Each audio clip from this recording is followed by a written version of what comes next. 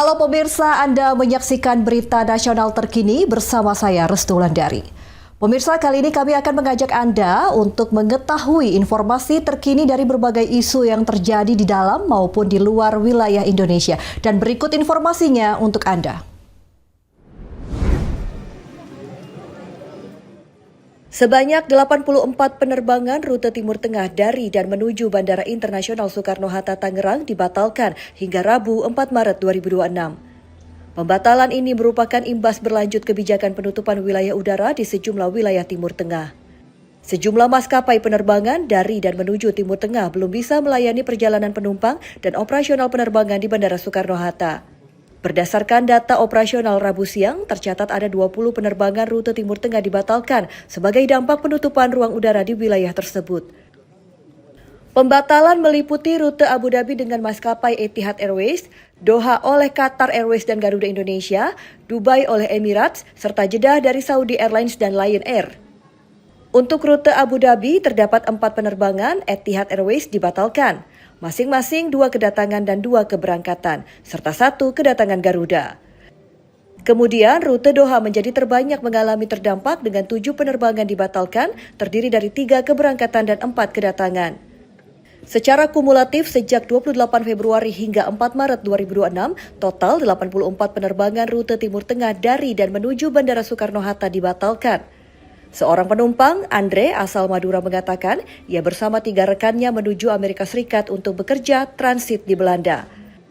Konflik Timur Tengah membuat penerbangan biasanya menggunakan Qatar Airways Transit Doha berubah menggunakan maskapai lain. Biasanya pakai Qatar atau Emirates sih. Mungkin karena konflik dialihkan agar krunya aman juga sih. Khawatir sih pasti ada ya. Soalnya perjalanan jauh, terus masih konflik ya, khawatir pasti ada lah.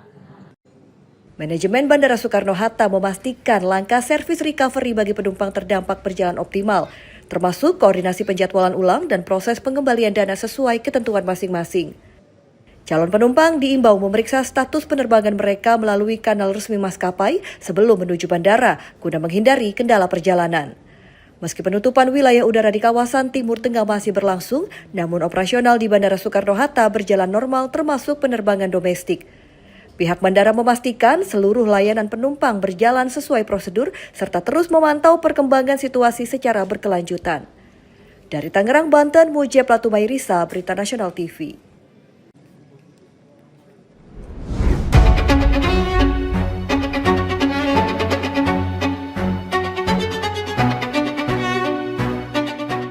Iran mengancam akan membakar kapal-kapal yang mencoba melewati Selat Hormuz, jalur pelayaran minyak tersibuk di dunia.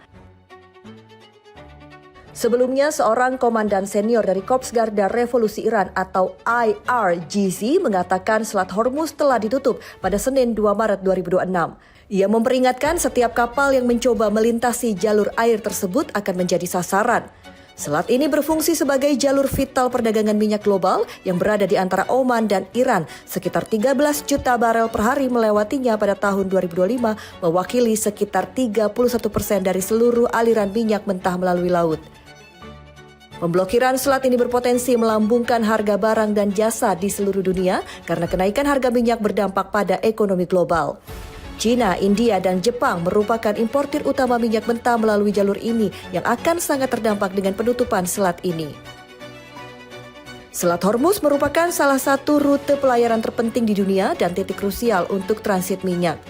Jalur ini seperti sebuah koridor sempit di perairan, lebarnya sekitar 50 km di pintu masuk.